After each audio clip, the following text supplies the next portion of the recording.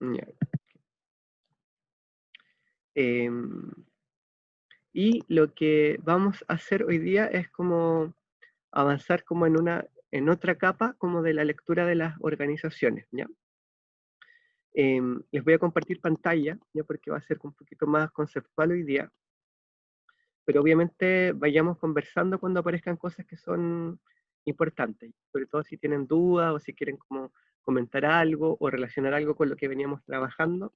Para dar algún ejemplo, ustedes tienen micrófono abierto, hablen nomás, ¿ya? Y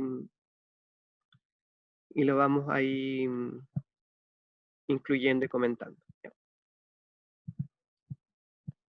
Esta clase va a ser un poquito también una vuelta al taller de observación de contexto, ¿ya? Donde trabajamos algunas cosas, ¿ya? Porque el texto que ustedes leyeron o el que van a tener que leer, ¿ya? Está construido desde una perspectiva sistémico-comunicacional. Ustedes ya conocen la perspectiva sistémica porque la perspectiva que trabajamos con el texto de Kini, por ejemplo, ¿no? Y que está detrás también como del modelo ecológico, ¿ya? Y le vamos a agregar este elemento comunicacional que destacaba ahí María Jesús. Entonces, lo que les quería explicitar es que lo que habíamos trabajado hasta el momento respecto a las organizaciones, ¿ya? Esto que vimos de que se estructuran en términos de su misión, visión, que tienen una estructura, ¿no? Que tienen como normas, que esa estructura se puede ver en un organigrama, que tienen una cultura, etcétera, ¿ya? Todos esos elementos corresponden a un enfoque más cercano a lo que hace la psicología organizacional, ¿ya? Que antes se le llamaba laboral, ¿ya? O del trabajo. Pero es que es más amplio que eso porque en el fondo también habla de organizaciones de todo tipo, ¿ya? Y esta perspectiva tiende a ser funcionalista, ¿ya?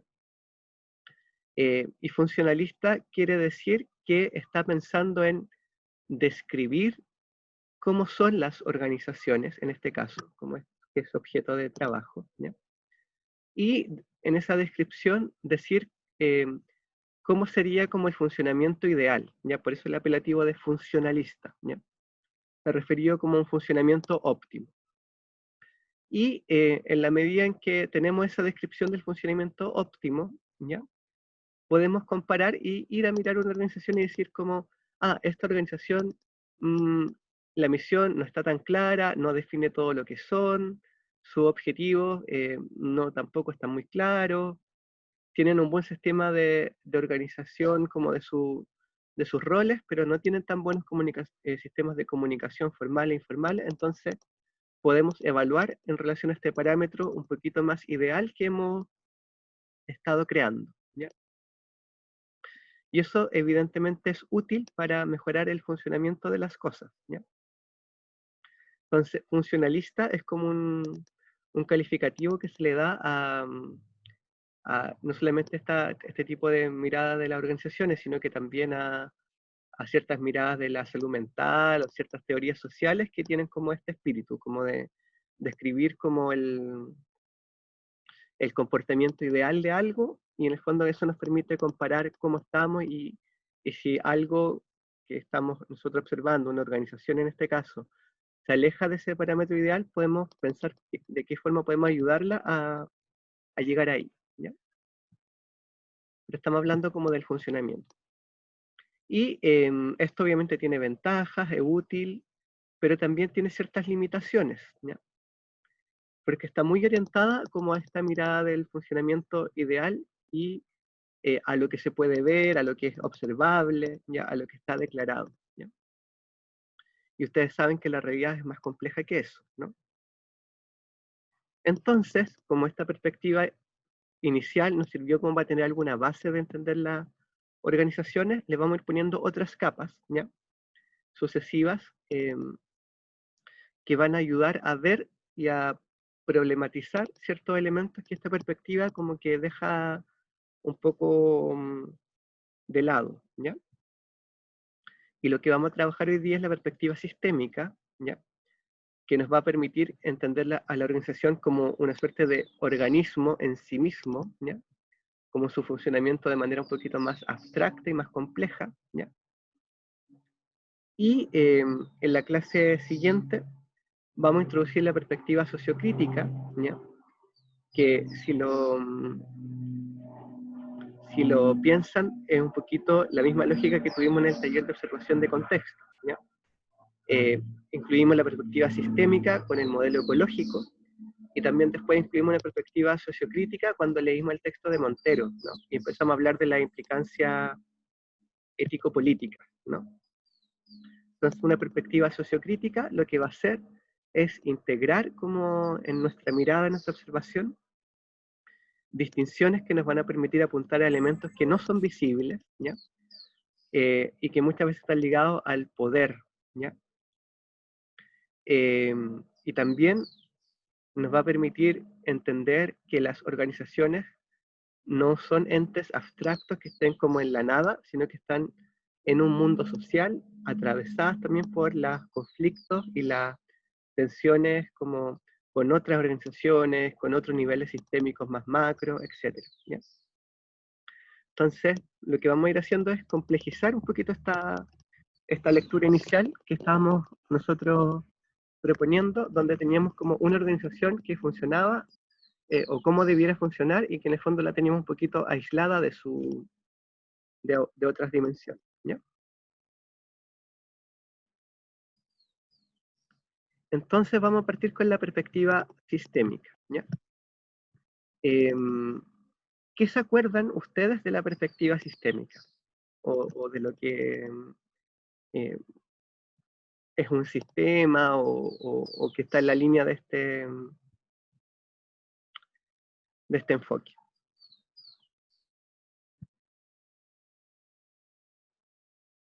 Y ahí les cedo la palabra.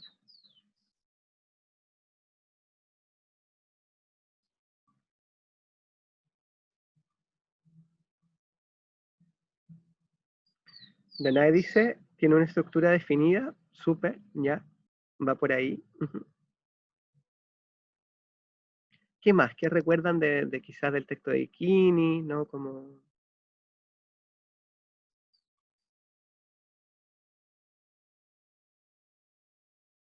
del modelo ecológico también. Esos son, yo creo que los elementos que ustedes manejan de sistema, al menos desde el taller de observación de contexto, ¿ya?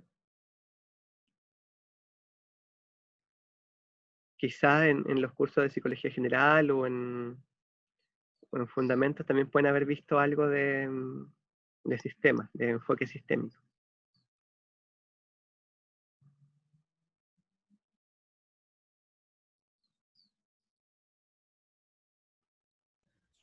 Ay, profe, yo no recuerdo mucho, pero me acuerdo que había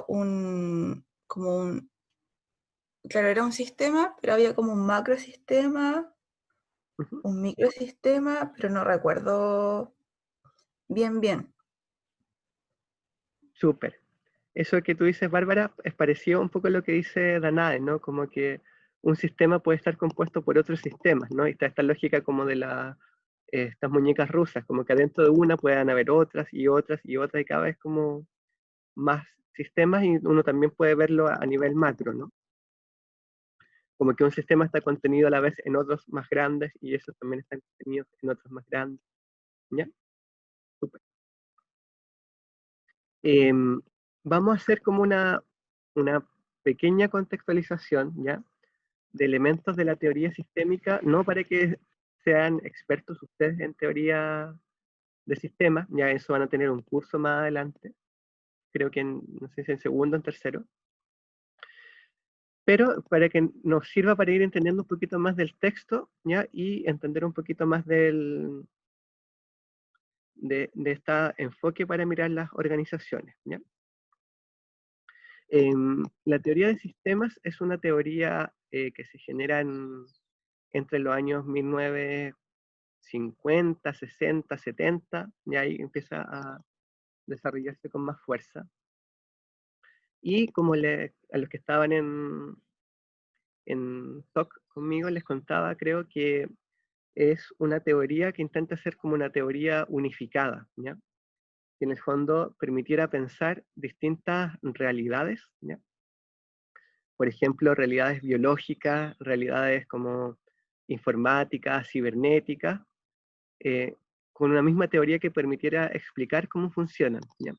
Entonces, que fuera, si estuviéramos hablando de una papa, un computador, o un motor, o un idioma, que hubiera una misma teoría que permitiera explicar un poquito cómo funcionaba todo esto, ¿ya? Em, que fuera como una teoría transdisciplinaria de alguna manera también, que sirviera para distintos enfoques y perspectivas, ¿ya? Y eso se empieza a desarrollar y hoy día es una teoría como importante, ¿ya? Que obviamente ayuda a resolver ciertas cosas, que obviamente como es tan abarcativa no permite entender como el comportamiento específico de cada una de las cosas, ¿no? Pero al menos nos sirve para describir de manera coherente distintas realidades, ¿ya? Y en psicología esto también llegó bien fuerte a propósito de la teoría, o sea, de la terapia familiar, ¿ya? Que la terapia familiar se reconoce dentro de un enfoque sistémico, porque comprende a la familia como un sistema, y piensa que la familia tiene las propiedades que tiene un sistema, y por tanto, desde ahí articula su trabajo, ¿no? Que es un poco lo que hace Kini. Entonces, para ir entendiendo algunas cosas, ¿ya? Lo primero es definir lo que es un sistema, ¿ya? Y esta es una definición que es abstracta, pero creo que de a poquito se va a ir entendiendo a la medida en que le vamos como viendo como sus características, ¿ya? Un sistema, siempre estamos hablando de un conjunto, ¿ya? Donde cada elemento solo se puede comprender eh, en relación a ese conjunto, ¿ya? Es abstracto, pero podemos pensar, por ejemplo, en un em, equipo deportivo, no sé, piensen en básquet, ¿no? Em, un pivote, ¿ya? Solo tiene sentido, o sea, puede haber alguien que quiera ser pivote y jugar básquet y identificarse con eso, pero un pivote solo tiene sentido en relación a un equipo de básquet, ¿ya? Un pivote no tiene sentido en una sala de clase, por ejemplo, ¿no? Como con esa función, ¿ya? Em, el cuerpo humano lo podemos pensar como un gran sistema, ¿ya? El corazón no tiene sentido, ya pierde su función, pierde como su naturaleza si estuviera fuera del cuerpo humano, ¿ya? Sería un objeto, ¿no? Pero ustedes saben que un corazón fuera del cuerpo no sobrevive, ya salvo que lo tengan con una maquinaria específica, pero no sobrevive, no se desarrolla, ¿no? Em, una pierna fuera del cuerpo humano tampoco tiene sentido, ¿no? Cada parte empieza a tener sentido en la medida en que forma parte de este conjunto, y a la vez el conjunto es algo más que la suma de todas sus partes, ¿ya?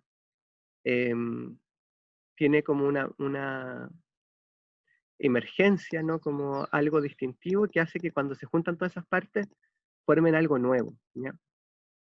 Es decir, nosotros somos algo más que dos ojos, dos orejas, pelo, músculo, esqueleto, etcétera, ¿no? Riñones, pulmones, somos personas, nos reconocemos como una unidad distinta. Y eh, Pedrito, Juan, Diego, María, Marcela, etcétera, son algo más que son familias, ¿no? Les podemos reconocer como una cierta propiedad que solo existe en la medida en que existan todos sus componentes, ¿ya? Entonces, los sistemas tienen ciertas propiedades, ¿ya? Em, la primera es de la totalidad, ¿ya? Donde lo que se dice es que todas las partes son interdependientes entre sí, y también interdependiente cada parte respecto al sistema como unidad, ¿ya? Eh, la pierna derecha es interdependiente con la pierna izquierda. Si uno hace mucho esfuerzo con una pierna, la otra después se resiente o tiene que compensar, ¿no? Como de alguna forma. Pero a la vez las piernas son como interdependientes de la salud global del cuerpo, ¿ya?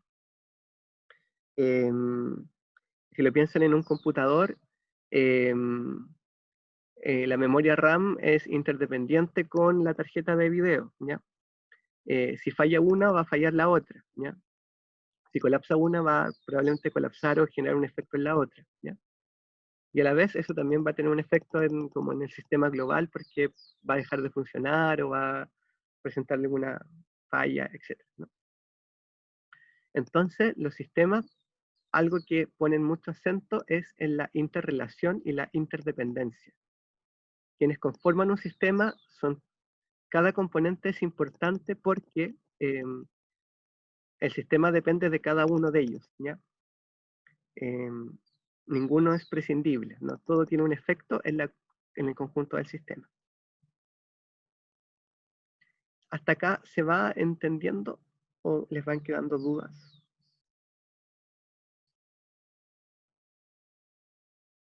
No, claro, profe. Sí, ya. Si tienen alguna duda vayan o comentario, vayan preguntando nomás, ¿ya? Además, un sistema, y esto lo conversamos respecto a las organizaciones, tiene límites, ¿ya? O sea, se define en función de dónde termina y eso permite distinguirlo de otros, ¿no? O de un cierto contexto. Nosotros podemos saber cuál es nuestro límite porque entendemos que somos algo así como nuestro cuerpo, ¿no? Y que si nos movemos de un lugar a otro, ya estamos en otro lugar y dejamos de estar en el anterior. Una ciudad que también es un sistema, ¿ya?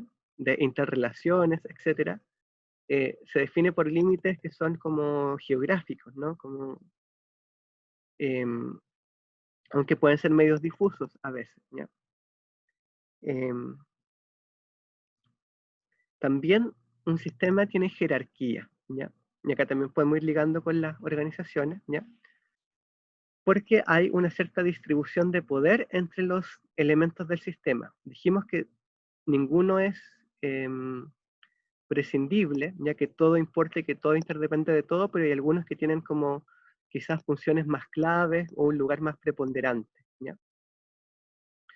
Por ejemplo, en el cuerpo humano tenemos muchos órganos. Si falla uno, en general va a tener un efecto en todo el cuerpo, ¿ya? Si falla las amígdalas, nos vamos a infectar, nos vamos a enfermar y eso va a generar una reacción en todo el cuerpo, ¿ya? Pero posiblemente las amígdalas se puedan sacar y el cuerpo puede seguir funcionando y seguimos vivos, ¿ya? Pero si nos falla los dos pulmones, ¿ya? No podemos llegar y sacar los dos pulmones, ¿ya? Los pulmones tienen como mayor peso en el cuerpo, son un poquito más importantes que la amígdala, ¿no? Un computador, lo mismo, ¿no? Como quizás se nos puede echar a perder como la unidad de CD, ¿no? O la salida de audio o algún puerto USB. Pero si eso pasa, el computador se resiente, no vamos a poder funcionar de la misma manera, pero funciona, ¿no? Si se nos quema la placa madre, ahí ya no, ¿ya? Entonces, el computador se compone de todos los elementos, todos son importantes, pero hay unos que son más centrales que otros, ¿no? Y la jerarquía tiene que ver con eso, ¿ya? Y otro elemento, que es lo que mencionaban Bárbara y Danae, es que los sistemas, o nosotros podemos hacer una lectura de la realidad como un conjunto de sistemas, ¿ya? Y que todo puede ser entendido como un sistema en esta realidad, ¿ya? Una planta, un gas, ¿no? Como una ciudad, una organización, ¿ya? Un idioma, etc. Y una de las propiedades de los sistemas es que, como decíamos, cada sistema se puede descomponer en distintos subsistemas más pequeños. Y también, a la vez, cuando tomamos un elemento como un sistema en sí mismo, por ejemplo, un árbol, podemos ver que ese árbol pertenece a otros subsistemas de mayor orden, ¿no? como podría ser un bosque, y ese bosque pertenece a una cierta montaña, y esa montaña pertenece a una cierta región, ¿no? Y vamos subiendo y bajando de niveles. Entonces, donde nosotros digamos, este es el sistema, y por tanto, lo que lo compone son subsistemas más chiquititos, depende de nosotros, ¿ya? Depende de donde nosotros pongamos el punto de referencia al observar, ¿ya? Porque de alguna manera todo está conectado entre lo micro y lo macro, y que nosotros digamos, este es el sistema que queremos observar, por tanto, el sistema es la familia, por tanto, cada componente de la familia es un subsistema, depende de nosotros, ¿ya? Porque cada persona podría ser un sistema en sí mismo, o si cambiamos el punto de referencia, un barrio podría ser el sistema, entonces la familia ya no es el sistema, sino que es un subsistema dentro de este otro sistema que hemos tomado como punto de referencia, ¿ya? No sé si eso va quedando claro también, porque es enredado de transmitir, pero creo que nuestra Eh, experiencia lo muestra, ¿no? sí, a mí me quedó claro lo último, porque tenía esa duda, como si se podía hacer sistema y subsistema como a la vez. Pero claro, depende del punto de referencia que uno tenga. Ujú, claro. Y ahí, sí, qué bueno que te resuene con el semestre pasado también, Danae, ¿ya? Em, y acá les quería mostrar, no sé si se va a poder ver bien, ¿ya? Un videíto que creo que ayuda a entender esta conexión entre lo micro y lo macro, ¿no? Y que en realidad todo depende del punto de referencia, ¿ya? Em, ¿Pueden ver la pantalla que tiene el video?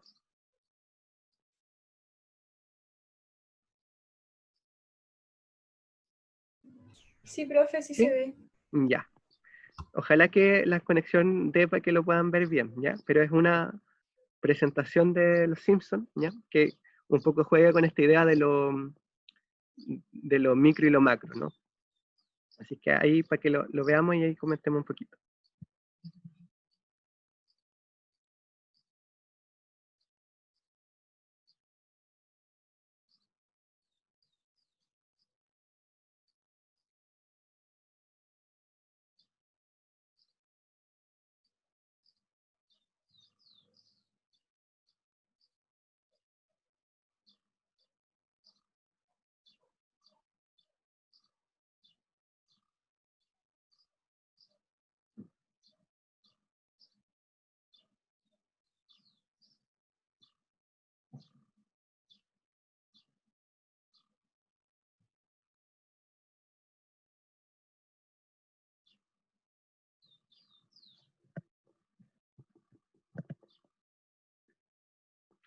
¿Lo pudieron ver? Sí, profe, se ve Sí. bien. Ah, qué bueno. Eso es, ¿no? Como lo micro y lo macro. Ahí es como, ¿cuál es el sistema? Depende de dónde pongamos el punto de referencia, ¿ya? Em, no sé, la célula, pero la célula está descompuesta en otras cosas, ¿no? Más chiquititas, y la célula también pertenece y genera cosas más grandes, ¿no? Entonces, esa es una mirada sistémica de la realidad, ¿no? Y depende de nosotros donde digamos, Homero es es un sistema y vamos a ver que tiene distintos subsistemas, pero a la vez él pertenece a otros sistemas más grandes, ¿no? Entonces, acuérdense de eso cuando piensen como en los niveles sistémicos, ¿no? Y es lo que hablábamos, como si aplicamos un poquito estas propiedades que hemos estado hablando de los sistemas, podríamos pensar que una neurona es un sistema en sí mismo, ¿ya? Si tomamos ese punto de referencia. Y la neurona, de alguna manera, es un sistema que está compuesto por distintos subsistemas, ¿no? Y también la neurona es parte de otros sistemas de orden mayor, ¿ya? Las neuronas van conformando, por ejemplo, ciertas regiones del cerebro, por ejemplo, el lóbulo frontal, ¿ya? Los distintos lóbulos, frontal, occipital, etcétera, componen el cerebro. El cerebro es parte de un sistema mayor que es el sistema nervioso. El sistema nervioso es parte de un sistema mayor que podría ser un individuo. Un individuo es parte de una familia y así podemos seguir, ¿no? Escalando. Pero a la vez una neurona se compone de, o tiene distintos componentes celulares, ¿ya? No sé, ustedes saben más que yo porque ustedes ya pasaron por bases biológicas, ¿no? Pero, por ejemplo, cada neurona tiene su ADN, ARN, ¿no? Como mitocondria, etcétera, ¿no? Cada componente celular a la vez es un conjunto de aminoácidos que a la vez son un conjunto de otros subsistemas más chiquititos que son las proteínas. Las proteínas tienen distintos átomos, entre ellos carbono. Cada átomo tiene cosas más chiquititas como partículas subatómicas, como los protones, etc., ¿no? Entonces, que digamos que la neurona es un sistema nos hace pensar al tiro que hay sistemas mayores de los que participa y que a la vez se puede descomponer en otros sistemas, ¿no?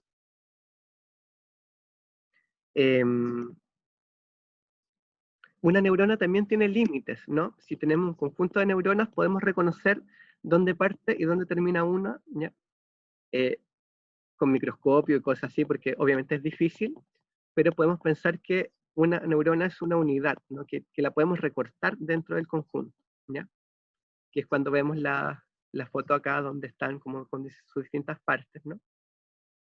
Podemos decir, ya, dentro de todas estas que están acá en todas enredadas, podríamos reconocer una neurona porque podemos cortar hasta donde llegan sus terminales de las dendritas, ¿no? Y del axón. Y a la vez, una neurona tiene jerarquía, ¿ya? Se compone de distintas partes sin las cuales la neurona no podría funcionar, ¿ya? Pero hay algunas que tienden a ser más relevantes que otras, ¿no? Podríamos decir que el núcleo, ¿ya? Es fundamental, ¿no? Tiene más jerarquía, ¿ya? La neurona podría tener más o menos dendritas, ¿ya? Un axón más corto, más largo, ¿ya? Pero si no tiene núcleo, la neurona no existe, ¿no? Entonces, hay elementos que van teniendo mayor preponderancia, ¿ya? Le invito a hacer como el mismo juego entonces ahora respecto a una región. Si pensamos Valparaíso como sistema, ¿ya? O la región de Valparaíso como sistema. ¿Qué sistemas más grandes, en qué sistemas más grandes participa la región si vamos ampliando cada vez el foco?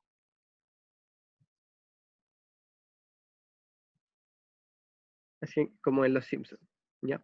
La región es parte de, y eso es parte ¿de qué cosas?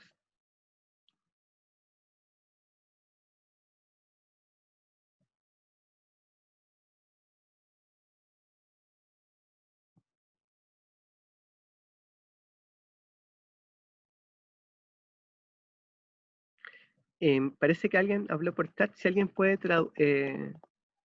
como decirlo, por favor, porque acá no puedo ver el chat, se demora mucho.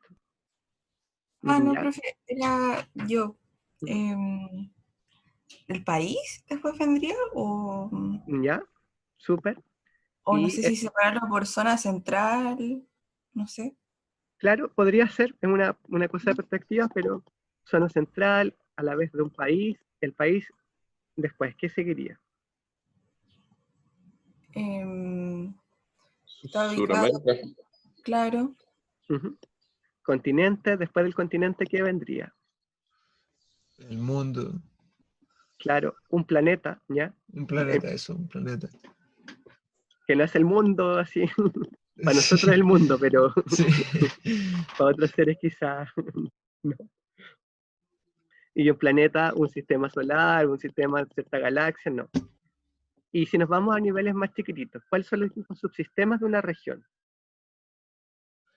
Las comunas. Falta uno antes. Si estuvieran ahí algunos cursos Las de provincias, las eso, ciudades. súper. Provincia, ¿no? Provincias, ¿cierto? Ah, ya. Sí. Las provincias, de ahí vienen las comunas, ¿no? Como, y ahí podemos ir como siguiendo ahí a los barrios, etc., ¿no? Súper, ¿ya? Esa es como la idea y que una provincia es un sistema, ¿ya?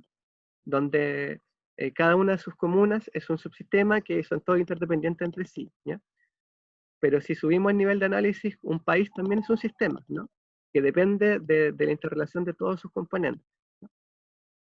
Y que se puede distinguir de otro país en relación a sus límites, que en este caso van a ser como geográficos, políticos, ¿ya? Pero se saben que a veces esos límites no son muy claros, ¿no? Como hay gente que se siente como perteneciente a otra nación dentro de un mismo país, ¿no? Y eso está perfecto, ¿no? Entonces, esa es la idea de lo sistémico, ¿ya? Al momento vamos bien, ¿ya? Vamos a pasar esto por lo que hicimos, ¿ya? Y ahora vamos a ir a otras propiedades de los sistemas, ¿ya? Que tienen que ver y nos interesan a nosotros porque nos van a permitir pensar algunas cosas de las organizaciones, ¿ya? Que tienen que ver con la estabilidad y el cambio en los sistemas, ¿ya? Una propiedad de los sistemas se llama homeostasis, ¿ya? Y se refiere a que los sistemas tienen una tendencia a mantener su equilibrio constantemente. El, el equilibrio de los sistemas obviamente nunca es tan estático, nunca es tan rígido, ¿no? Siempre hay movimiento, siempre hay cambio, ¿ya?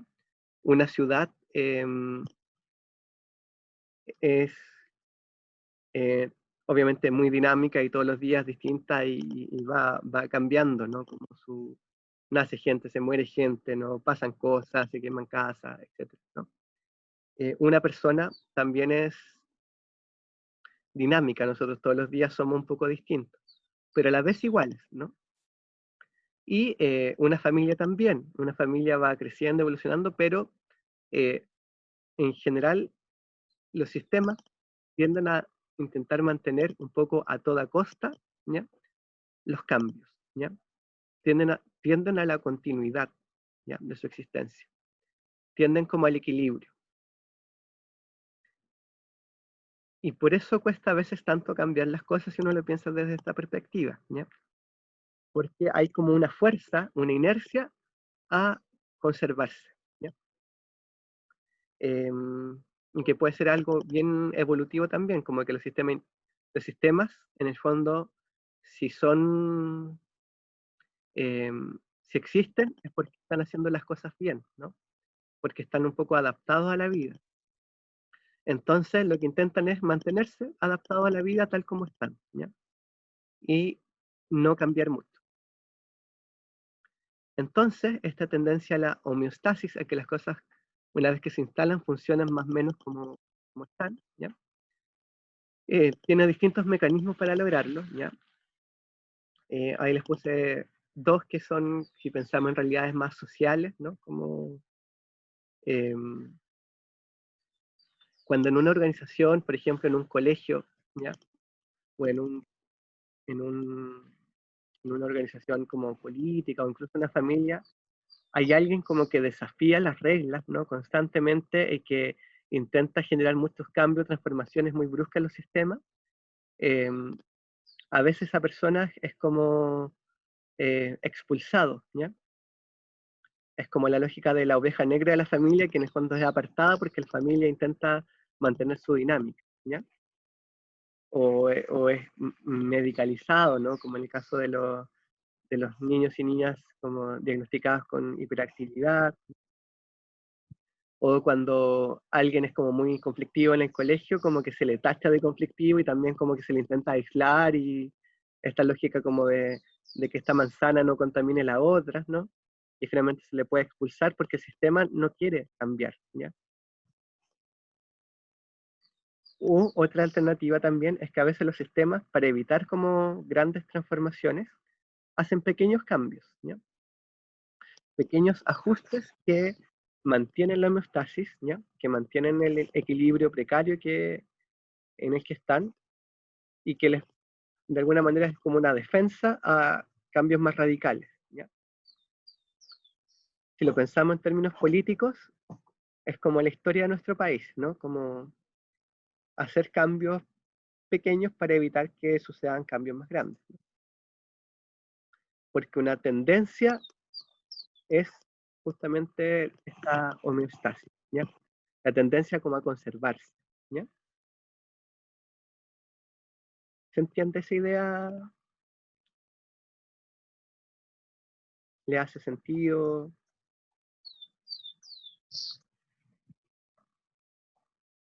Sí, profe. ¿Sí? Ya. Esto es como, piensen que todas estas teorías se desarrollaron desde la biología, desde la informática, etc. Entonces ahí tiene sentido que algo que funciona intenta mantenerse, ¿no? Cuando nos vamos a lo social, ahí tenemos otras como aristas, ¿ya? Porque nosotros también expresan las transformaciones y los cambios, ¿no? Las vemos como algo deseable, ¿no? Cuando hay condiciones que son injustas, opresivas, etc., ¿no? Otra característica de los sistemas se llama determinismo estructural, ¿ya? Y quiere decir que los sistemas solo pueden generar como respuestas que están como adecuadas a su estructura, ¿ya? Entonces, como les pongo ahí el ejemplo, si nosotros estamos frente a un peligro, ¿ya? Si por ejemplo alguien nos está persiguiendo para matarnos, nosotros podemos correr, ¿ya? Podemos nadar, podemos escalar una montaña quizás, ¿no? Pero no podemos volar, ¿ya? Porque nuestra estructura física corporal nos impide hacer eso, no estamos capacitados, ¿ya? Aunque quisiéramos, aunque lo intentáramos, aunque hiciéramos, no entrenáramos, hiciéramos ejercicio, ¿ya? Como no podemos volar, ¿ya? No tenemos la estructura para eso. Los insectos, los pájaros pueden hacerlo, ¿ya? Porque tienen una estructura que les permite ese nivel de acción, ¿no? Pero un pájaro quizás no va a poder manipular como un computador, ¿ya? Entonces, como que cada sistema, cada organismo tiene ciertas posibilidades y otras que no le están permitidas por su estructura, ¿ya? Un poco la lógica del dicho, no le pidas peras al olmo, tiene que ver con esto.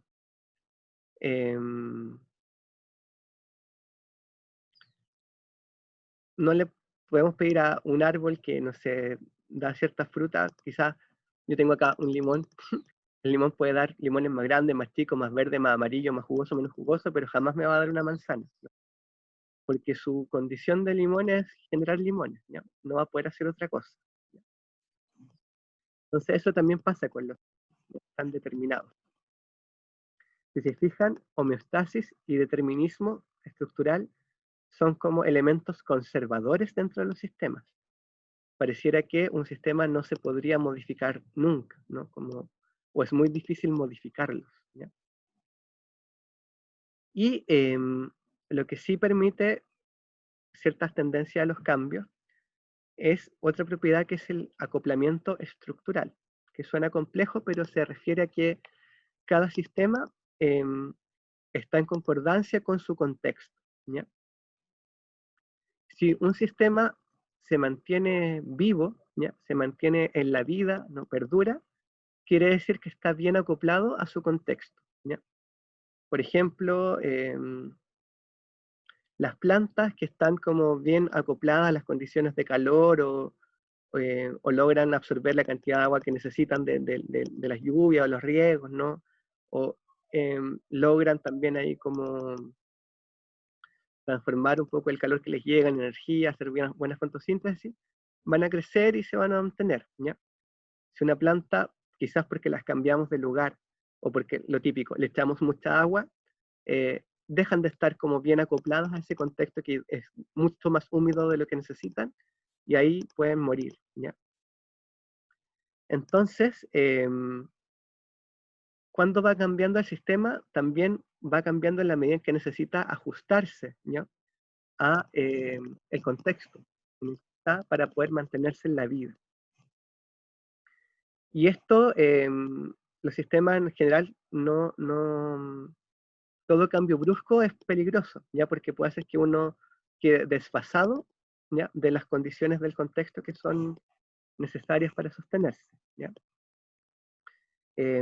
Por eso les pongo ese ejemplo del calentamiento global, que genera cambios muy grandes, ¿ya? En los ecosistemas.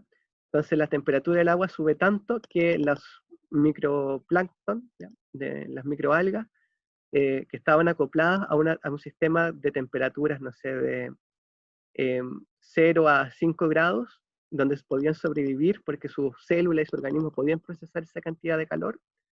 Si la temperatura sube a 25 grados, ¿ya? O a 15 grados, ya dejan de tener como la capacidad, ¿ya? No tienen la suficiente estructura para procesar ese calor. Por tanto, mueren y desaparecen, ¿ya? Y un ejemplo positivo es quizás como nuestra reinvención, ¿ya? Haciendo clases de esta manera, que tenemos que acoplarnos a las condiciones que tenemos, ¿ya? Y nos resulta más o menos con dificultades, ¿no? Pero estamos haciendo el esfuerzo de acoplarnos y mantenernos en el contexto, ¿no? Mantenernos vivos, ¿no? Como que pueda seguir funcionando este sistema que es la universidad, ¿ya? Entonces, ¿por qué cambian los sistemas? Porque muchas veces los contextos lo exigen, ¿ya? Pero el sistema lo que busca es mantenerse vivo, mantenerse vigente, mantenerse en la vida, que es lo que nosotros hacemos todos los días, ¿ya? Como de alguna manera queremos mantenernos en la vida.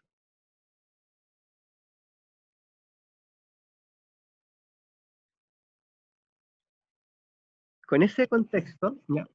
Podemos entonces llevarlo al tema de las organizaciones, ¿ya? Y pensar que las organizaciones son sistemas, ¿ya? Sistemas creados, ¿ya? Para alcanzar ciertas metas y objetivos, que es lo que hemos venido conversando, ¿ya? Y que ahora podemos hacer una lectura sistémica de las organizaciones, ¿ya? Podemos pensar que la organización está a la vez compuesta por distintos subsistemas. Entonces, cuando queramos mirar una organización y usamos esta perspectiva, podemos hacer esto, ¿ya? Por ejemplo, el sistema universidad tiene distintos subsistemas, ¿ya? Si lo pensamos en términos de las personas que componen la universidad, ¿qué subsistemas se les ocurren?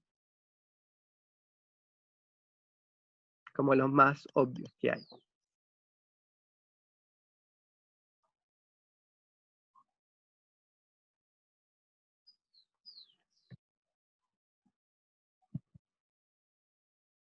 ¿Se les ocurre alguno? Profe, ¿podría repetir la pregunta? Sí, si pensamos que la universidad es un sistema, ¿cuáles podrían ser como subsistemas de la universidad? ¿El centro de alumnos? ¿Ya? La Sí, facultad. La la facultad, facultad. claro. ¿Ya? Ahí hay dos maneras de ir como entendiéndolo, ya que se pueden ir cruzando y complejizando. Quizás lo que dice Alexander, podríamos pensar que la universidad tiene distintos subsistemas administrativos, ¿ya? Que son las facultades. Cada facultad a la vez es un sistema que está compuesto por distintos subsistemas administrativos que podrían ser las carreras, ¿no? Y en el caso de lo que dice Bárbara, que habla del centro de estudiantes, podríamos pensar que la universidad también se puede pensar como en una lógica de subsistema de estudiantes, subsistemas de funcionarios, ¿ya?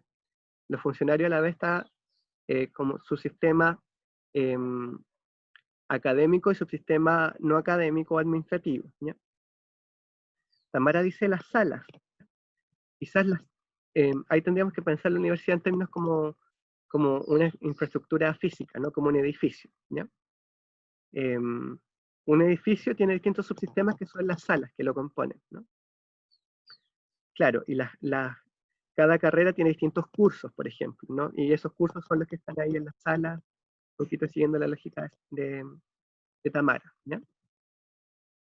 Entonces, podemos pensar una organización de esta manera sistémica, ¿no? Con estos elementos de lectura.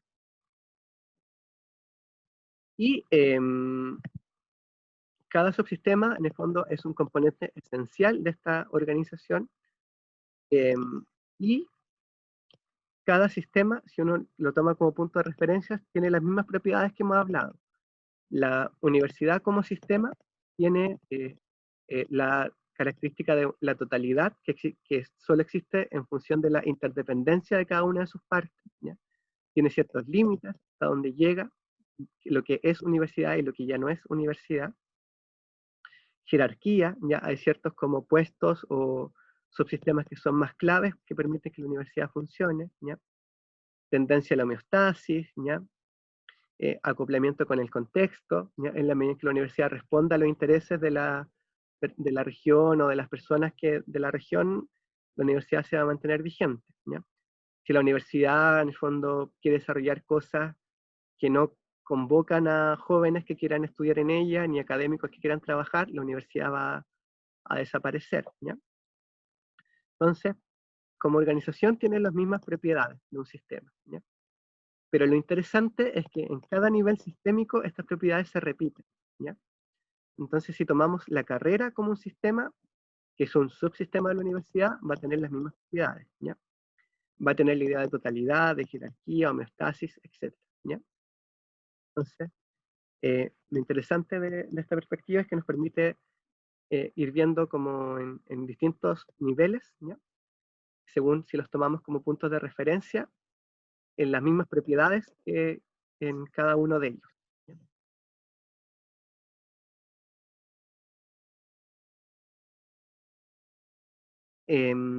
Entonces, las organizaciones las podemos entender como sistemas sociales, ¿ya? Que intentan mantenerse en equilibrio, ¿ya? Que tienen distintos subsistemas, ¿ya? Y que son sistemas, como son sistemas, son interdependientes. Si cambia algo, se va alguna persona, si hay algún conflicto, si hay alguna... si la persona que que lleva la tesorería lo hace mal, eso afecta a todo el sistema, ¿ya? Hay una interdependencia entre todos, ¿ya? Son complejas, ¿ya? Y se van complejizando en el tiempo porque tienen que ir como adaptándose a ciertos contextos, ¿ya? Y en la medida en que los contextos se van haciendo más complejos, las organizaciones tienen que ir haciéndose más complejas, ¿ya? Y eso explica por qué van creciendo, ¿ya? Porque quizás un grupo de amigos que se junta para hacer algo por los niños del barrio puede funcionar de una manera bien simple, pero cuando quieren postular a fondos públicos, ¿ya? Tienen que complejizarse, tienen que convertirse, por ejemplo, tienen que tener una personalidad jurídica, ¿ya? O tienen que eh, formarse como corporación o fundación, ser como una suerte de ONG, ¿ya? Porque de esa manera van a poder adecuarse al contexto de el trabajo con fondos públicos, es decir, como para poder ser parte de las organizaciones que pueden establecer convenios con el Estado, ¿ya? Si yo quiero funcionar desde la autonomía, mi contexto no me va a exigir mucho. Si quiero funcionar como una organización como con reconocimiento legal, posiblemente ahí voy a tener que responder a esas obligaciones de ese contexto, ¿ya? Más legal. Y eso va a implicar transformación, ¿ya?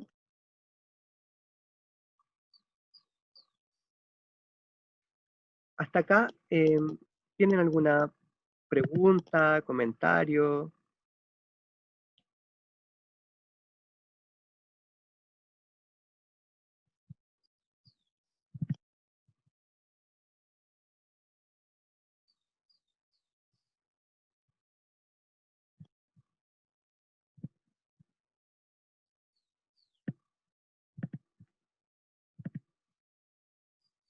¿No? Bien.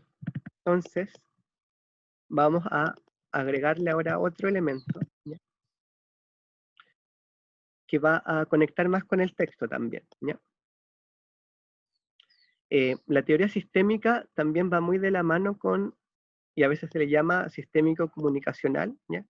Con otra perspectiva que se desarrolla en los años 60 en adelante, ¿ya? Y que es la que también rescata nuestro autor Ditus, ¿ya? Que es esta idea del giro lingüístico, ¿ya? Lo que empieza a pasar desde los años 60 en adelante, que hay mucho desarrollo de la filosofía del lenguaje, ¿ya?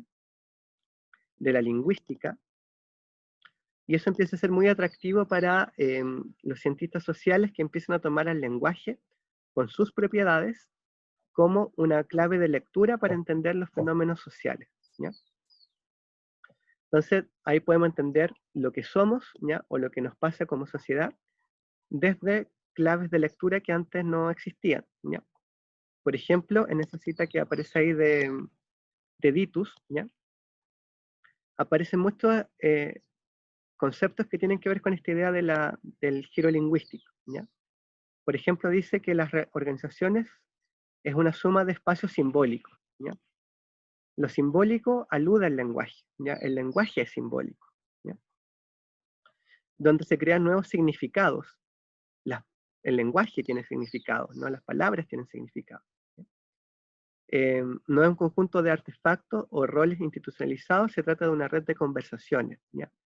De conversaciones, de mensajes, etc., ¿ya? Entonces, lo que pasa con este giro lingüístico es que las ciencias sociales empiezan a tomar estas categorías, ¿ya? El significado, el sentido, el mensaje, la idea del receptor, ¿ya? Del emisor, la conversación, ¿ya? Como elementos para pensar la realidad social. Cosa que antes no se hacía. Y algo que la filosofía del lenguaje propone, y que quizá ustedes han visto en otros cursos, ¿ya? Es que descubren, o más bien proponen, que el lenguaje tiene dos funciones. Por una parte, permite describir la realidad, ¿ya? Cuando decimos, esta clase es aburrida, ¿ya? Estamos haciendo una descripción respecto a lo que vemos, ¿ya? Pero el lenguaje no solamente está o tiene esa función, ¿ya? El lenguaje genera realidad con algunos actos específicos, ¿ya? Que hacen que aparezcan cosas donde antes no existían, ¿ya? Y dos de esos actos que son importantes de considerar son las declaraciones y las promesas, ¿ya? Las declaraciones se refieren a cuando, por efecto del lenguaje, se genera algo que antes de ser dicho no existe, ¿ya? Y obviamente eso depende de la autoridad que tiene quien lo dice, ¿ya? Si yo digo, por ejemplo, en este momento todos ustedes son millonarios, ¿ya? O todos ustedes van a tener no sé, una beca para estudiar un doctorado en una universidad de México, ¿ya? Lo puedo decir con las mejores intenciones, pero no tengo ningún poder, no tengo la autoridad para que eso sea factible, ¿ya?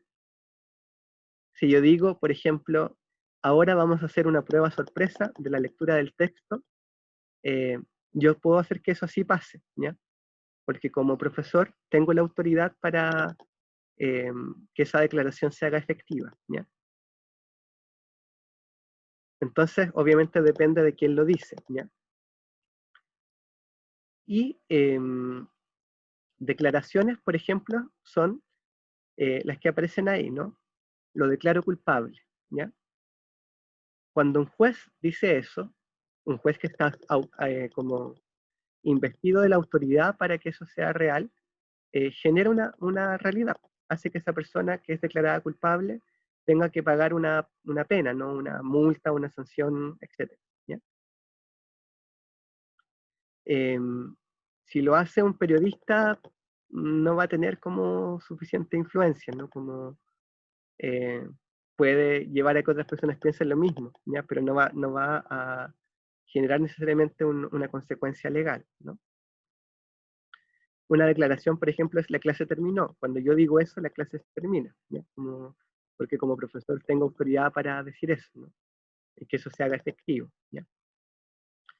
Una declaración que no sé si les ha llegado en la vida o la han hecho, pero obviamente genera algo distinto, ¿ya? Es el te amo, ¿ya? Cuando uno dice o a uno le dicen te amo por primera vez en una relación, algo cambia, inevitablemente, ¿ya? Para bien o para mal. Perdonar también es una declaración. Cuando uno perdona, uno hace que un conflicto que estaba, o una distancia se acorte, ¿ya? Si yo digo, eres mi amigo, te estoy convirtiendo en mi amigo o mi amiga, ¿ya? Entonces, las declaraciones van creando esa realidad, ¿ya? Que antes de que se digan, no estaba, ¿ya? Y esa es la potencia del lenguaje, ¿no? Que nos permite crear algunas realidades, ¿no? Y si lo pensamos en las organizaciones, nosotros hablamos la clase pasada de la misión, que era decir, en el fondo es declarar quiénes somos, qué hacemos, o cuáles son nuestros objetivos, ¿ya? Y esos son declaraciones, son actos de habla, ¿no? Nosotros declaramos que somos esto, ¿ya? Que somos un grupo de personas interesadas en el cuidado de los animales abandonados y que queremos luchar y evitar que eso siga pasando. Y en la medida en que lo declaramos, eso existe para nosotros y también existe para el resto como realidad. ¿Se entiende esto?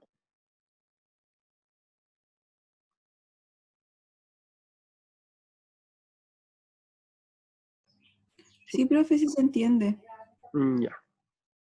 Eso en el fondo es la potencia que tiene el lenguaje, ya que podemos hacer como, fíjese usted en el día a día qué declaraciones hacen que de verdad hacen que las cosas existan, ¿no? Como en un nivel como real, ¿sí? Y hay otro acto de habla que es bien importante, que son las promesas, ¿ya? Y las promesas lo que hacen es articular el futuro, ¿ya? Y básicamente nuestras coordinaciones, ¿ya? Y uno puede pensar, y en esto no sé, a mí me gusta mucho Cerati en general, como la idea de que vivimos en un mundo de promesas, como en una zona de promesas, ¿ya? Y esas promesas tienen que ver con casi todo lo que hacemos en la vida, ¿ya? Vivimos haciendo promesas con los otros. A veces les damos un lugar más ritual, así como yo te prometo que nunca te voy a dejar solo, ¿ya? Pero si yo digo, por ejemplo, hoy día yo hago el almuerzo, estoy comprometiendo algo con mi pareja, ¿ya? Y ella va a actuar en función de que yo voy a hacer el almuerzo y quizá ella se va a dedicar a otras cosas, no va a cocinar, etc. Si yo no cumplo mi promesa de hacer el almuerzo, se va a quedar sin comer, ¿ya? O va a tener que dejar de hacer cosas que ella planificó para poder hacer el almuerzo que yo no hice, ¿ya? O cuando ustedes se comprometen en los trabajos a decir, yo el martes te mando mi parte, ¿ya? Uno funciona en la lógica que el otro va a cumplir aquello que prometió, ¿ya? O cuando uno se encuentra, si nos vemos a las 10, uno hace como que el otro va a llegar y va a estar ahí. Entonces, constantemente, todo el rato, estamos haciendo promesas, ¿ya? De mayor o menor como envergadura, ¿ya? Pero que hacen que el resto tenga que funcionar considerando que nosotros vamos a cumplir esas promesas, ¿no? Y actuamos en función de eso, ¿no? Como de organizamos nuestras acciones en función de las acciones de otros, ¿ya? Mutuamente. Y ahí, si hay personas que muchas veces han faltado sus promesas, quizás nosotros ahí desconfiamos y si desconfiamos posiblemente no vamos a funcionar en términos de lo que el otro nos diga, ¿ya? Si yo he dejado hacer el almuerzo toda la semana, mi pareja quizá me va a decir sí, sí, pero igual va a preparar algo por si acaso yo no hago el almuerzo, ¿ya? Entonces, vivimos en un mundo de promesas, ¿ya? Y las promesas, como les decía, tienen que ver con la confianza, ¿ya? Y acá hay un autor, Niklas Luhmann, que es muy relevante dentro de las teorías sistémicas, ¿ya? Que lo que dice es que la confianza es un mecanismo de reducción de complejidad, ¿ya? Porque todo el día, ¿ya? A cada momento, todo es posible de alguna manera, ¿ya? Yo me imagino que ahora la mayoría de ustedes está en sus casas, ¿ya? Em, posiblemente acompañada, etcétera, con más personas, ¿ya? Y eventualmente podría pasar que una, que les falle la señal de internet, ¿no? Podría pasar que se cortara la luz, podría pasar que en este momento hubiera un terremoto, podría pasar que alguien en sus casas, no sé, hiciera algo que provocara un incendio, ¿no?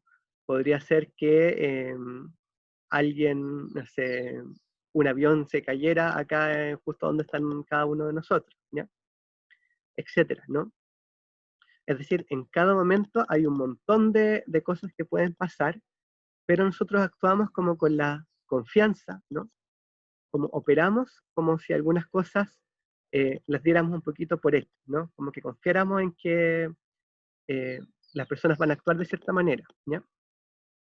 Por ejemplo, ustedes confían implícitamente en que yo le haga una clase pertinente, útil, relacionada al curso y que no esté hablando como cualquier cosa, ¿ya?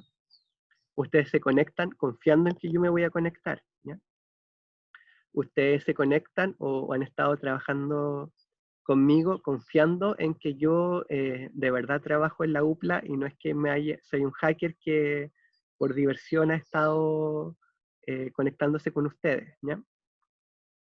O de alguna manera confían en que yo soy el verdadero Rodrigo Rojas Ávila y no es que haya, no sé, un asesino que no sea el asesino que lo mató y que lo tiene enterrado acá en el patio y que me esté haciendo pasar por él, ¿no?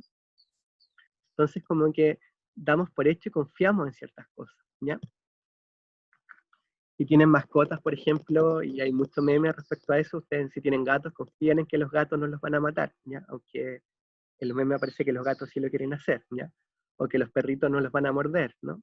Entonces, como siempre pueden pasar tantas cosas en la vida, ¿no? Y que si estuviéramos atentos a cada detalle, andaríamos paranoicos y paranoicas, ¿ya? Lo que permite que eso no pase es la confianza, ¿ya? La confianza nos permite reducir complejidad porque pensamos que la gente, sobre todo cuando hablamos de las personas, van a hacer lo que esperamos que hagan, ¿ya? Y entonces eso nos permite como construir un futuro, ir construyendo como un futuro un poquito más estable, ¿ya? Si no hay confianza, no se puede proyectar nada, ¿ya?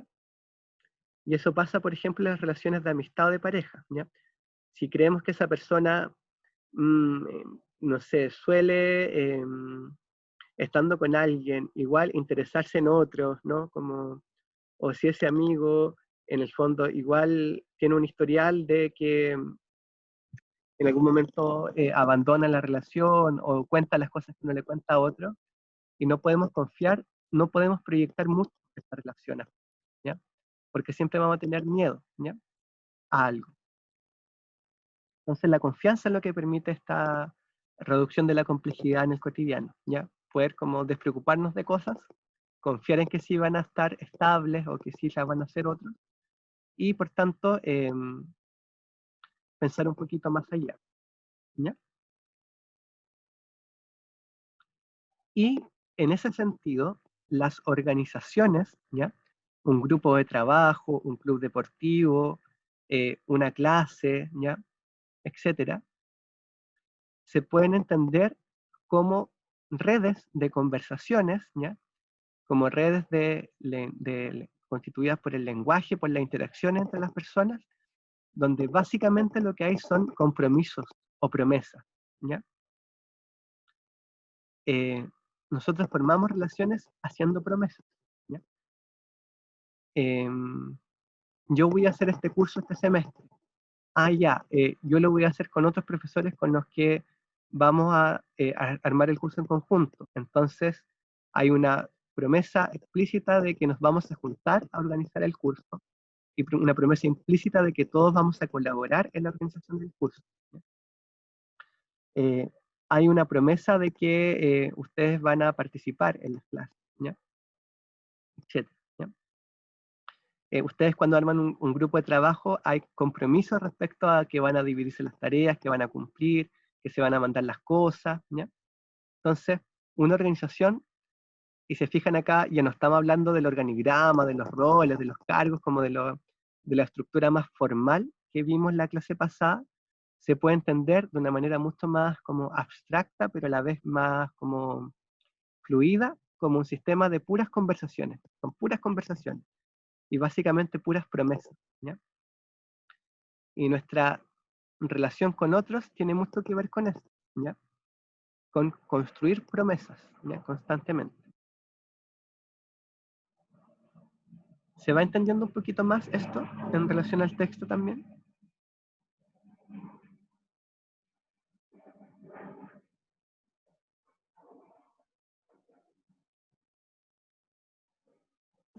Sí, profe. Ya, es la idea, ¿ya? Entonces, cuando vayan leyendo el texto, quienes no lo han leído, tengan esta idea en mente, ¿ya? Que lo que le interesa a esta perspectiva es como dar este nivel de abstracción un poquito mayor, ¿ya? Tanto lo sistémico, ¿ya? Que lo sistémico, como dijimos, se aplica a organismos vivos, a sistemas informáticos, a también a organizaciones, ¿ya? Que son como, pero que igual tienen las mismas propiedades, todos esos elementos se le da un poquito mayor de abstracción. Y también la idea del lenguaje, le da la fluidez y que ya no estamos hablando acá de un organigrama formal, sino que más bien de las conversaciones que tenga cada uno, ¿ya? Y el cumplimiento de esas promesas que estamos haciendo, ¿ya? Entonces, en esta perspectiva más comunicacional, ¿ya? Se pone obviamente el acento en los procesos de comunicación, de cómo hablan las personas en la organización, ¿ya? Formal e informalmente, y muchas veces se pueden detectar problemas acá, ¿ya? Por ejemplo, si piensan en una familia o en una pareja, cuando hablamos que hay problemas de comunicación, eso obviamente afecta cómo se organizan, ¿ya? Y genera problemas en lo cotidiano, ¿ya? En una organización pasa lo mismo, en la medida en que no haya una buena comunicación, que no se transmitan bien los mensajes, que las cosas no queden claras, y yo entendí que tú prometiste esto, pero esa persona nunca prometió eso o entiende que ella nunca genera ese compromiso, eso genera que, por ejemplo, en un momento se encuentren que nadie hizo nada, pero es que yo dije que ustedes tenían que hacerlo para yo recibirlo y armarlo. No, pero es que eso nunca quedó claro. Y esos son los problemas que las organizaciones no cumplan sus propósitos, ¿no? Entonces, acá se pone mucho acento en las dinámicas de coordinación, comunicación, ¿ya? Y en el fondo en esta lógica de la reciprocidad de los compromisos, ¿ya? Mientras las personas que componen una organización cumplen sus compromisos, se va generando más confianza que hace que todo funcione de una manera mucho más orgánica, ¿no? Mucho más estable, sostenida. Y si eso no pasa, la organización empieza a fallar, ¿ya?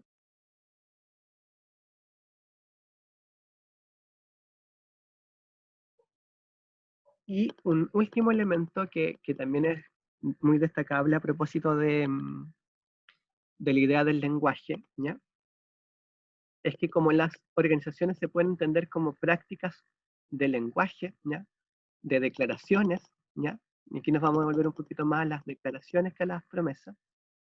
Las organizaciones van socializándonos, ya nos van impregnando de aquello que se conversa, aquello que se dice, del lenguaje que van transmitiendo, ¿ya? Y las organizaciones nos van entregando valores o creencias a través de estas comunicaciones que se van generando, sea a nivel como discursivo, ¿ya? Lo que hablamos en la clase pasada de los colegios, ¿no? Que los colegios igual tienen como una misión, ¿ya? Reconocen ciertos valores, ¿ya? Reconocen o le dan como más prestigio a ciertas acciones que a otras, ¿ya? Y también en cada conversación, cada vez que el profesor o profesora como que resalta una característica a los estudiantes, etcétera, o del colegio, o que este colegio así, que es mejor que el otro del lado, nos va como entregando e impregnando de algo, ¿no? Y también a través de prácticas que son lingüísticas, pero que no son discursos, que no son hablados, ¿ya? Por ejemplo, los símbolos y los ritos, ¿ya? Por ejemplo, las insignias, ¿no? Como la aniversario, etc. El ir a misa, ¿no? En los colegios católicos que conversábamos la semana pasada, ¿no? El rito de celebrar o conmemorar ciertas fechas, ¿no? Y aquí viene algo que Danae preguntaba, ¿ya? Al comienzo, y es que las organizaciones de alguna manera a nivel como van a ir como produciendo y reproduciendo constantemente, porque como todo sistema se quieren conservar y para conservarse tienden a mantener lo que ya son, ¿ya? Imaginarios, ¿ya? Que son un conjunto de creencias, ideas, valores, ¿ya? Formas de pensar, de ser, ¿ya? Como de actuar, que se van articulando de manera colectiva, ¿ya?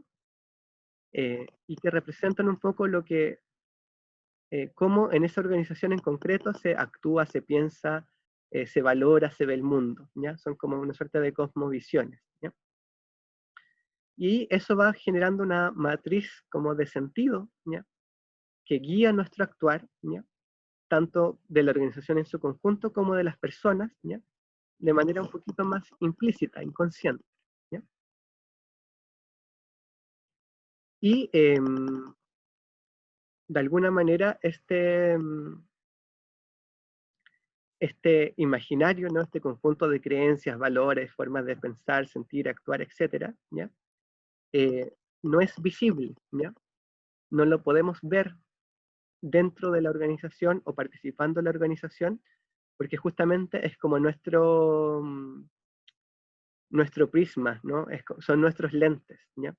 Entonces no somos conscientes de nuestros lentes, pero estamos viendo la realidad a partir de ahí.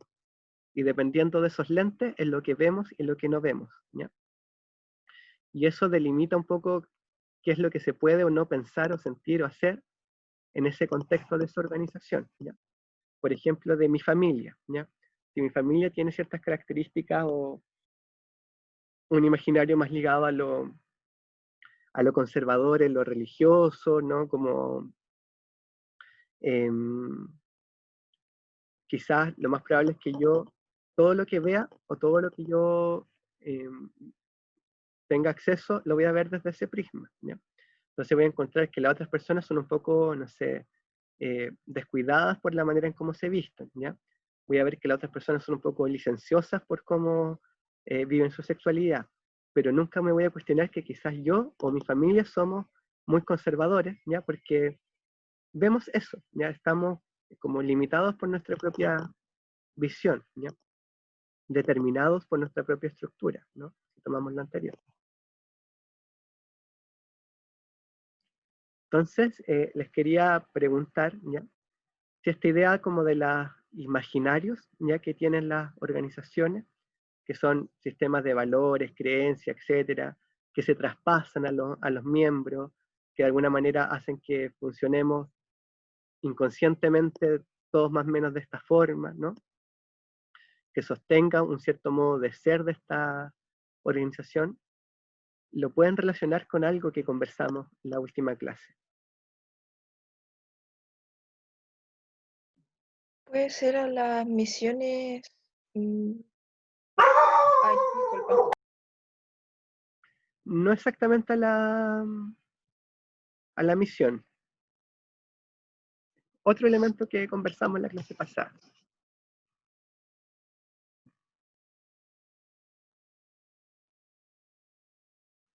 Les puedo dar como pista que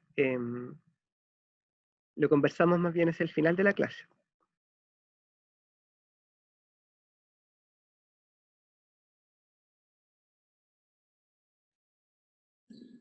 ¿No era el clima, profe?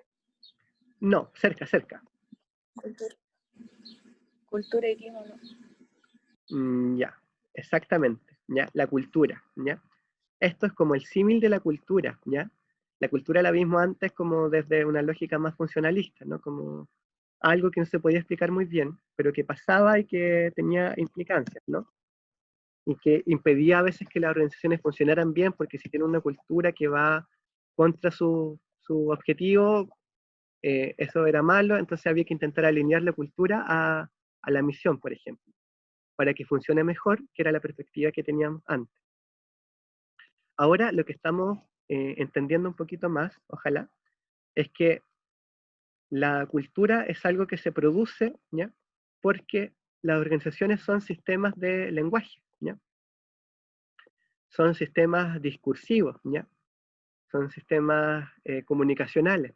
Entonces, como constantemente estamos comunicando, ¿ya? Hablando, diciéndonos, oye, qué bueno esta sección del curso, que es mejor que la otra, porque la otra, la gente es súper desordenada, falta, no sé qué, nosotros somos tan buenos porque somos responsables, etc. Vamos formando este imaginario de lo que somos, ¿ya? O de lo que está bien o lo que está mal, y eso nos empieza a distinguir y empieza a operar en nosotros también. Y si alguien llegara acá, le diríamos, oye, qué bueno que te integraste, esta sección es la más bacán, porque hacemos esto, lo otro, ¿ya? Entonces, vamos generando como una cultura propia, ¿ya? Y eso hacen las organizaciones como, porque son sistemas lingüísticos, ¿ya? Van generando estos imaginarios, ¿no? Que podría ser el símil a cultura, ¿ya? Y para ir cerrando, ¿ya? Y esto es algo que conversamos, creo, en una clase anterior, nosotros en la vida hemos ido pasando por distintas organizaciones, ¿ya? Por nuestra familia, por el colegio, ahora la universidad, si estuvieron en Scout, ¿no? Si estuvieron en la iglesia, etc. Entonces podríamos, así como uno cuando trabaja hace un currículum de los lugares donde estuvo, hacer una suerte de currículum o biografía de las distintas organizaciones en las que hemos participado y ver que cada una de ellas nos va a ir dejando algo en nuestra forma de ser, ¿ya? Vivimos en un mundo que está organizado en organizaciones, ¿ya? Entonces, en la medida en que vamos pasando por algunas, ¿ya? Con cierto, que van dejando cierta impronta en nosotros nos vamos constituyendo y vamos interiorizando saberes, formas de actuar, ¿ya? Pautas de comportamiento, valores, creencias, etc. De alguna manera, lo que somos es un poco un decantado, una suma de todas las organizaciones por las que hemos ido pasando, que nos han ido entregando elementos, ¿ya? Y eso tiene que ver porque somos nosotros, los seres humanos, como seres lingüísticos, ¿ya? Nosotros nos contamos quiénes somos, ¿ya? Podemos declarar y narrarnos quiénes somos, tener un relato de nosotros mismos. Y ese relato se forma con estos elementos de los imaginarios que hemos ido como sacando o que se han ido colando en nosotros en las distintas organizaciones por las que hemos ido pasando en la vida, ¿ya? Entonces, si nacimos en una familia sumamente conservadora y fuimos a un colegio católico y después fuimos a una universidad como una marcada tendencia religiosa, posiblemente ese tránsito institucional nos haga ser una persona con valores religiosos súper firmes, ¿ya? Y que no tenga mucha más como repertorios, ¿no? Porque nuestro imaginario siempre ha estado ligado a eso. En cambio, si nacimos en una familia sumamente conservadora en lo religioso, fuimos a un colegio religioso, pero ahí conocimos a un grupo de amigos de tendencias como más anarquistas, y después fuimos a una universidad de corte más crítico, posiblemente nosotros vamos a ir como pudiendo tomar opciones de con quién nos queremos quedar de todo eso que hemos vivido, y algunos pueden decir, pucha, lo pasé súper mal en la universidad porque eran todos unos delincuentes en potencia, en cambio en mi colegio era súper bueno, éramos todos ordenaditos, etc. O al revés, como uno puede empezar a juzgar que lo que vive en su familia es una parte muy sesgada de la realidad y que en el fondo uno fue ampliando la mirada en la medida en que fue participando de más organizaciones, ¿ya? Eso nos pasa porque somos seres que vamos construyéndonos en el lenguaje. También somos seres del lenguaje, ¿ya? Y en este sentido, destacar que las organizaciones nos van dando identidad, ¿ya? Que eso es algo súper importante. En una clase les preguntaba qué cosas nos entregan las organizaciones a las personas. Y una de las cosas que nos entregan es identidad, ¿ya? Nos permiten construirnos en la vida, ¿ya? Darnos como una cierta impronta, nos van prestando, ¿ya? Implícitamente valores, creencias, formas de actuar, formas de ver el mundo, cosmovisiones, ¿ya? que nos van permitiendo construirnos a nosotros, van dando como piezas que nosotros podemos ir encajando con lo que somos, con lo que queremos ser, ¿ya? Y también, si uno piensa la idea del rol, ¿ya? De manera un poquito más en esta línea, habíamos hablado que el rol tiene que ver con las funciones, ¿ya? En la clase anterior. El rol que yo tengo como estudiante se refiere a ciertas funciones, ¿ya? Y cierta posición dentro del sistema clase, ¿ya? De paridad con mis compañeros, de quizás subordinación respecto al profesor, ¿ya? Pero si lo miramos de acá, desde un sentido más comunicacional, el rol también tiene que ver con las relaciones que establecemos y por tanto este sistema como de promesas, ¿ya? Entonces yo tengo cierta expectativa respecto a ustedes como estudiantes, que ustedes aprendan y que participen, y ustedes tienen ciertas expectativas respecto a mí de que yo facilito su aprendizaje, ¿ya? Y que de alguna manera medie un poco entre los conocimientos y sus procesos de aprendizaje, ¿ya? Y esas son promesas, ¿ya? Que están hechas de manera implícita entre nosotros y que si se cumplen, vamos a estar como contentos y satisfechos. Si no se cumplen, vamos a estar como insatisfechos, frustrados, ¿ya? Entonces, es como otra forma de ir mirando las organizaciones.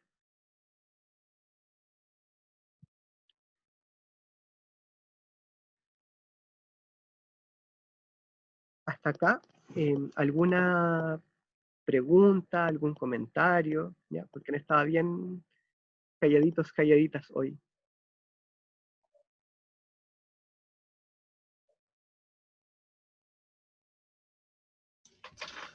No, por lo menos de mi parte, ninguna pregunta. Uh-huh. Gracias, Javier. No, ninguna pregunta, comentario, ejemplo.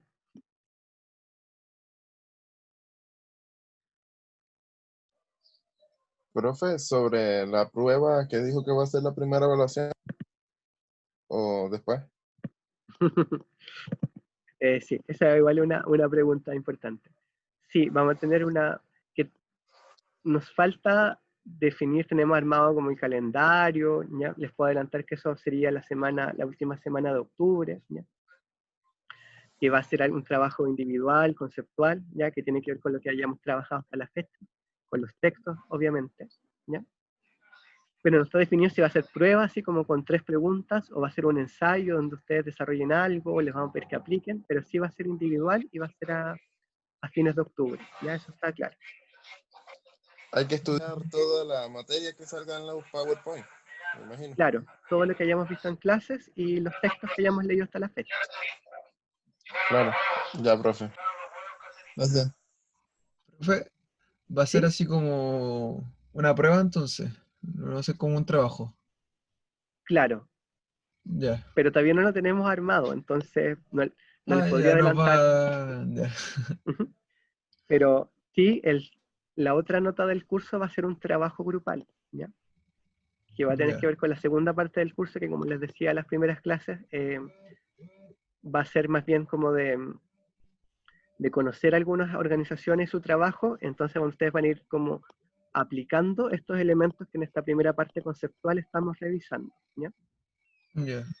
Entonces, ahí Oh, ustedes, por ejemplo, van a poder aplicar esto de entender así como, bueno, qué estructura tiene, cuál es su misión, qué clima existe ahí de trabajo, pero también estas otras cosas eh, uno se podría preguntar, ¿y tienen confianza?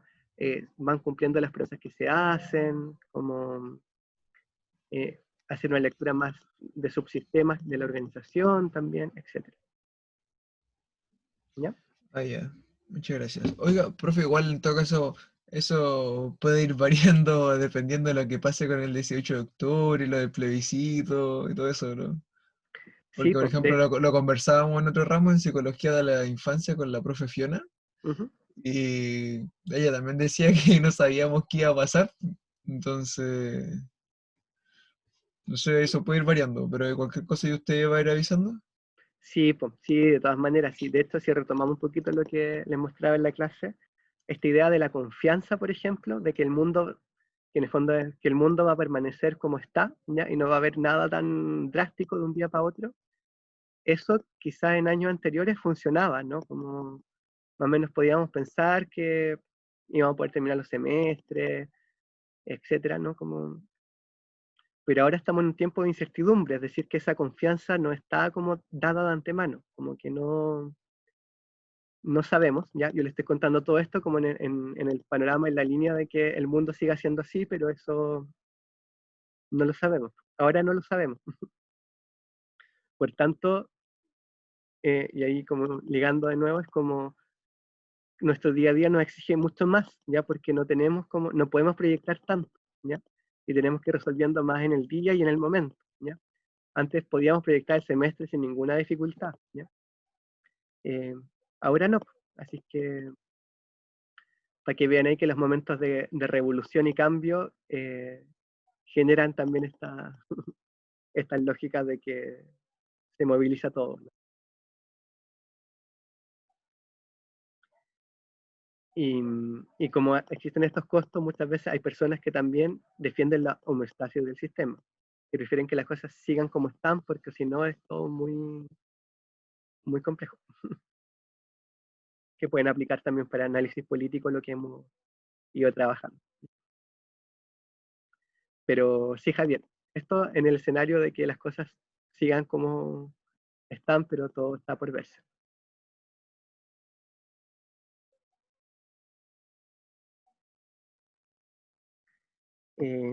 No sé, estamos entonces terminando, chiquillos, chiquillas. Les voy a dejar para la semana siguiente, ¿ya? Otro texto, que es un texto de Ignacio Martín Baró, que habla sobre los grupos, ¿ya? Que vamos a retomar un poquito esa distinción de los grupos, pero también el sentido más ideológico que pueden existir en los grupos, ¿ya? Así que creo que va a venir bien ese textito en el contexto de lo que se viene de octubre, ¿ya? Ojalá que se lo puedan leer con tiempo, ¿ya? Y como ustedes saben, la próxima semana no tenemos clases, ¿ya? Porque una semana de planificación y retroalimentación, ¿ya? Entonces, si no han podido leer los textos anteriores, ¿ya? Y tratan de ir poniéndose al día, ¿ya? Para que después no tengan dificultades, ¿ya? Así que nos veríamos en 2 semanas más, ¿ya? Igual los profes vamos a estar trabajando la próxima semana, así que cualquier cosa que necesiten, me escriben nomás, ¿ya? Eso, ¿ya? Porque sé que tienen otra clase ahora, así es que cuídense harto, lean y nos vemos en 2 semanas, ¿ya? Profe, una Sí, duda. de nada. ¿El texto lo va a subir a iAula, cierto? ¿O lo va a Sí, mandar por correo? sí, está todo en iAula. Ah, ya. Bueno, gracias. Ya, pues, cuídense. Chao, Ana. Chao.